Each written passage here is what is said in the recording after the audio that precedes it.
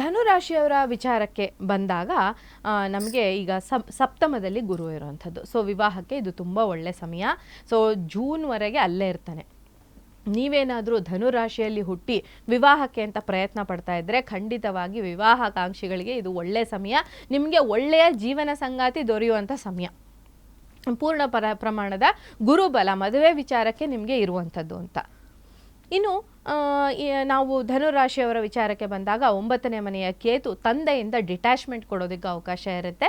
ಅದು ಯಾವುದೇ ತರಹದ ಡಿಟ್ಯಾಚ್ಮೆಂಟ್ ಇರಬಹುದು. ಹಾಗಾಗಿ ನಿಮ್ಮ ತಂದೆಯ ಆರೋಗ್ಯದ ಕಡೆಗೆ ನೀವು ಹೆಚ್ಚು ಗಮನವನ್ನು ಕೊಡಬೇಕಾಗತ್ತೆ. ಇನ್ನು ಅಷ್ಟಮ ಅಲ್ಲ ಅರ್ಧಾಷ್ಟಮ ಚತುರ್ಥದಲ್ಲಿ ಇರುವಂಥ ಶನಿ ಈ ಮನೆ ಕಟ್ತಾ ಇರೋರಿಗೆ ಸ್ಲೋ ಆಗಬಹುದು.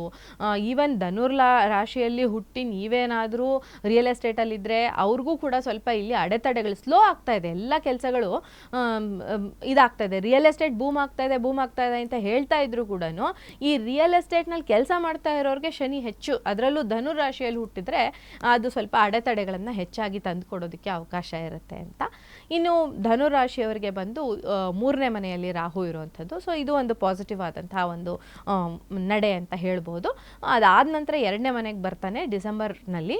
ಆವಾಗ ಸ್ವಲ್ಪ ಅನ್ಎಕ್ಸ್ಪೆಕ್ಟೆಡ್ ಎಕ್ಸ್ಪೆನ್ಸಸ್ ಆಗುತ್ತೆ. 2ನೇ ಮನೆ ಅಂದರೆ ಅದು ಧನಸ್ಥಾನ. ಆಮೇಲೆ ನೀವು ಮಾತಾಡ್ಬೇಕಾದ್ರೆ ತುಂಬ ಕೇರ್ಫುಲ್ ಆಗಿರಬೇಕು. ಈ ವರ್ಷದ ಅಂತ್ಯದಲ್ಲಿ 26ನೇ ಇಸ್ವಿ ಅಂತ್ಯದಲ್ಲಿ ಯಾರನ್ನೋ ಏನೋ ಅವಾಚ್ಯ ಶಬ್ದಗಳಿಂದ ಬೈದು ಬಿಡೋದು. ಆ ಅವಾಚ್ಯ ಶಬ್ದಗಳಿಂದ ಬೈದಾಗ ನೀವು ಅಲ್ಲಿ ಒಂಥರ ಕೆಟ್ಟ ಪರಿಣಾಮಗಳನ್ನು ಪಡ್ಕೊಳ್ಬೇಕಾಗತ್ತೆ ಅಂತ ಹೇಳ್ಬಿಟ್ಟು, ಅದರಲ್ಲೂ ರಾಜಕಾರಣಿಗಳು ಶನಿಯ ಒಂದು ಆಸ್ಪೆಕ್ಟ್ ಬಂದು 10ನೇ ಮನೆಯಲ್ಲಿರುವಂಥದ್ದು. ನೀವೇನಾದರೂ ರಾಜಕಾರಣಿ ಆಗಿದ್ರೆ ತುಂಬ ಕೇರ್ಫುಲ್ ಆಗಿ ಮಾತಾಡಬೇಕಾಗತ್ತೆ. ಡಿಸೆಂಬರಲ್ಲಂತೂ ನೀವು ಮಾತಾಡಿ ಯಾವುದೋ ಒಂದು ವಿಚಾರದಲ್ಲಿ ಸಿಕ್ಕಾಕೊಂಡು ತೊಂದರೆ ಮಾಡ್ಕೊಳ್ಳೋದಕ್ಕೆ ಅವಕಾಶ ಇರುತ್ತೆ ಈ ವರ್ಷ. ಹಾಗಾಗಿ ಧನುರಾಶಿಯಲ್ಲಿ ಹುಟ್ಟಿದಂತಹ ರಾಜಕಾರಣಿಗಳು ತುಂಬ ಕೇರ್ಫುಲ್ ಆಗಿ ಇರಬೇಕಾಗತ್ತೆ. ಓಕೆ, ಇನ್ನು ಪರಿಹಾರಗಳು ಅಂತ ಬಂದಾಗ ಧನುರಾಶಿಯವರಿಗೆ ಏನನ್ಸುತ್ತೆ? ಪರಿಹಾರಗಳು ಅಂತ ಬಂದಾಗ ನಾವು ಶನಿಗೆ ಸಂಬಂಧಿಸಿದಂತಹ ಪರಿಹಾರಗಳನ್ನು ಹೇಳಬೇಕಾಗತ್ತೆ.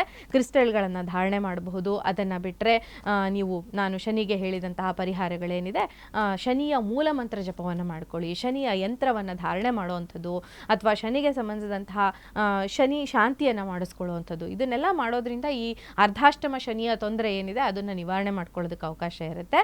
ಇನ್ನು ರಾಹು ಮೂವ್ ಆಗ್ತಾನೆ, ಆ ಟೈಮಲ್ಲಿ ಸ್ಮೋಕಿ ಕ್ವಾರ್ಟ್ಸ್ನ ಹಾಕೊಳ್ಳಿ. ಹಾಗೆಯೇ ಸಿಟ್ರಿನ್ ಕೂಡ ಧಾರಣೆ ಮಾಡೋದ್ರಿಂದ ನಿಮಗೆ ಈ ಅಷ್ಟೊತ್ತಿಗೆ ನಮಗೆ ಗುರುವಿನ ಪ್ಲೇಸ್ಮೆಂಟ್ ಚೇಂಜ್ ಆಗಿ 8ನೇ ಮನೆಗೆ ಬಂದಿರ್ತಾನೆ. ಸೊ ಹಾಗಾಗಿ citrine will be the best ಇದು ಅಂತ. ಯಾಕೆಂದರೆ ಲಗ್ನಾಧಿಪತಿ ಅಥವಾ ರಾಶ್ಯಾಧಿಪತಿನೂ ಗುರು ಆಗಿರೋದ್ರಿಂದ, ಗುರುಗೆ ಸಂಬಂಧಿಸಿದಂತಹ ಸ್ಟೋನು ಸಿಟ್ರಿನ್ ಆಗಿರೋದ್ರಿಂದ ಕ್ರಿಸ್ಟಲ್ಲು, ಸೊ ಅದನ್ನು ಧಾರಣೆ ಮಾಡೋದ್ರಿಂದ ಇರುವಂತಹ ತೊಂದರೆಗಳು ಸಾಕಷ್ಟು ನಿವಾರಣೆ ಆಗ್ತವೆ. ಎಸ್ ಮೇಡಮ್, ಇದು ಧನುರಾಶಿಯವ್ರದ್ದಾಗಿದೆ.